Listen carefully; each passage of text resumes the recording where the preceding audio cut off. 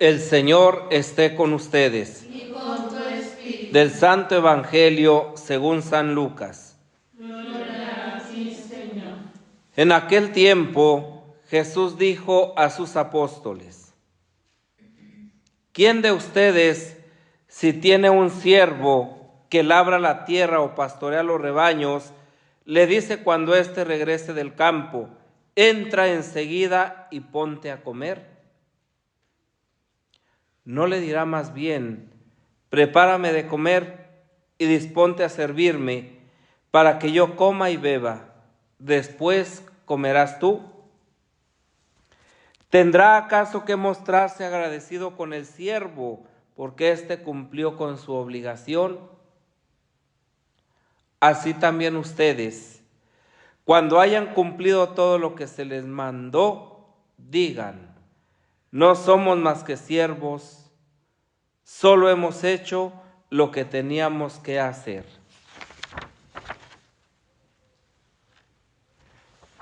Palabra del Señor. Gloria a ti, Señor Jesús. Los consejos que da Pablo precisamente en la carta dirigida a Tito, no para él en este caso, sino para la comunidad, ¿verdad? Pues son consejos muy elocuentes también para nuestra vida y también para nuestra espiritualidad, dando por supuesto que una vida cuanto más avanzada en edad, más virtuosa tiene que ser, ¿verdad? Y entonces, pues quienes nos adelantan un poquito, necesariamente, pues han de ser ese ejemplo al que nosotros queremos seguir. Decíamos a media mañana que el ejemplo evidentemente es Jesucristo, el modelo es Él, y que un modelo un poquito como más cercano es la Santísima Virgen María, pero también en nuestras comunidades, también en nuestros conventos, también en nuestros monasterios, inclusive en las mismas familias, también hay ejemplos, también hay modelos, algunos para bien y otros para mal, pero todos tenemos algo que aportar a los demás. Y entonces desde esta perspectiva, ¿verdad? Pues vamos descubriendo una inmensa riqueza en torno a nosotros, que si somos capaces de abrazarla para bien, si somos capaces de ver la virtud, la generosidad, la bondad, la belleza que existe en el hermano, en la hermana, entonces seguramente que nuestra vida de comunidad se irá fortaleciendo e irá fundamentándose precisamente en unas relaciones objetivamente evangélicas que prescinden de la crítica, que prescinden de la murmuración, que prescinden de ese cáncer que no hacen bien a las comunidades. Y bueno, pues para colmo la cereza del pastel, ¿verdad? Ver si realmente somos capaces de ponernos a servir como los últimos o nos gusta que nos sirvan también a nosotros. Este evangelio nos enfrenta con una realidad cotidiana de nuestra vida. No es que Jesús en esta parábola preste su aprobación a ese trato abusivo y arbitrario del empleador para quienes trabajan para él. No, jamás. O sea, Jesús nunca va a estar de parte de la injusticia, y menos de un empleador opresivo u opresor, ¿sí? O ladrón, o que le detenga el salario a su trabajador hasta la puerta del sol. Jamás.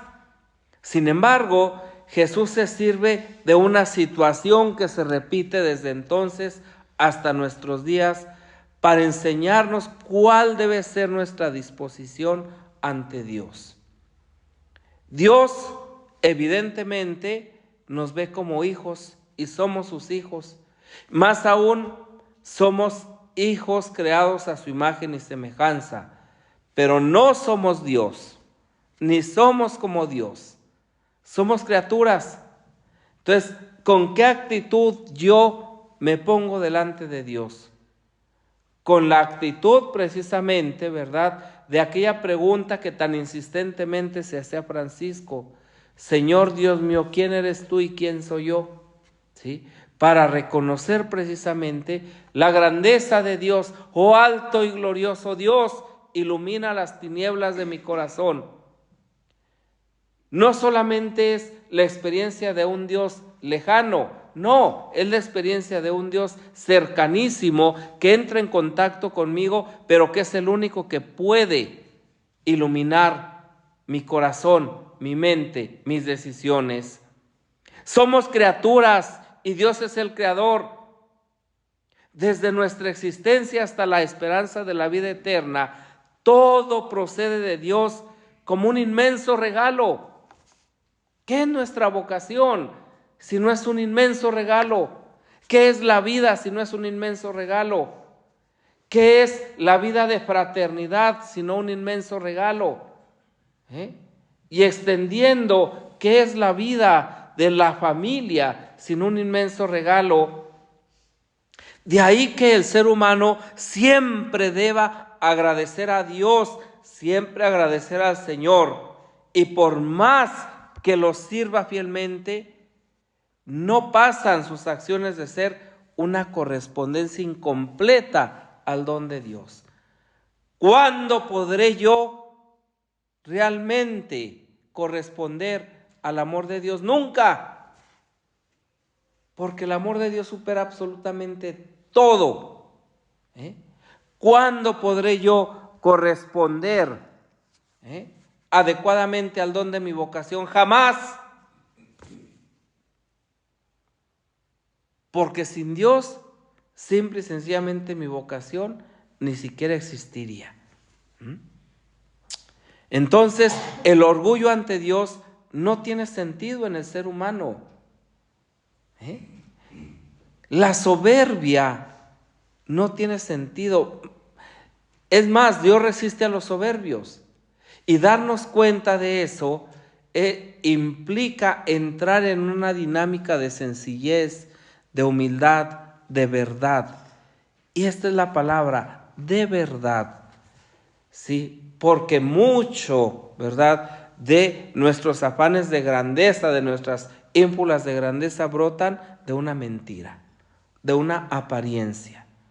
Entonces, lo que nos enseña Jesús en esta parábola, lo vemos hecho realidad, ¿sí?, en la Santísima Virgen y en tantos santos. He aquí la esclava del Señor, hágase en mí según tu palabra. No puedo anteponer absolutamente nada a tu voluntad, no antepongo nada a lo que tú me estás pidiendo, no antepongo nada a lo que tú me estás ofreciendo, simple y sencillamente que se haga. Y San Ambrosio nos dice, no te creas más de lo que eres, debes reconocer, sí, la gracia de ser hijo de Dios, pero no debes olvidarte de tu naturaleza, ni llenarte de soberbia por haber servido con fidelidad, ya que era tu deber. Solamente hicimos lo que teníamos que hacer. No tenemos absolutamente ningún derecho para presentar, para valer delante de Dios. Nada. Todo nos ha sido dado. Y si todo lo hemos recibido, ¿de qué tenemos que presumir? No debemos olvidar, ¿verdad?, que si no hay un mérito, el mérito es Jesucristo delante de Dios. Nada más. Ciertamente es una carta de presentación de la que no podemos prescindir. Pero por eso precisamente hay que corresponder, ¿sí?, a esa gracia, a ese don. Porque el Hijo de Dios se nos ha dado, se nos ha hecho camino, se nos convierte en espejo para que podamos proyectar su imagen en nosotros. Nosotros no debemos olvidar que sin mérito de nuestra parte, Dios nos ha dado la dignidad de hijos, pero somos simples instrumentos, simples siervos. No debemos gloriarnos de nuestras obras ante Dios. Ni siquiera la voluntad de un árbol, ni siquiera la hoja de un árbol se mueve sin la voluntad de Dios.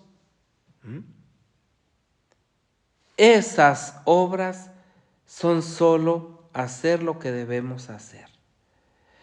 Y el servicio que nos toca prestar en determinado momento es un don también de Dios.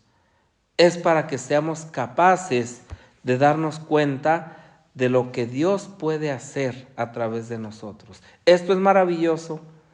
El Padre Pío decía, ¿verdad?, que él no hacía milagros, que él solamente era espectador de las obras de Dios. Fíjense qué hermoso que el Señor le conceda a uno, ¿verdad?, solamente ser espectador del bien que Dios hace en el mundo.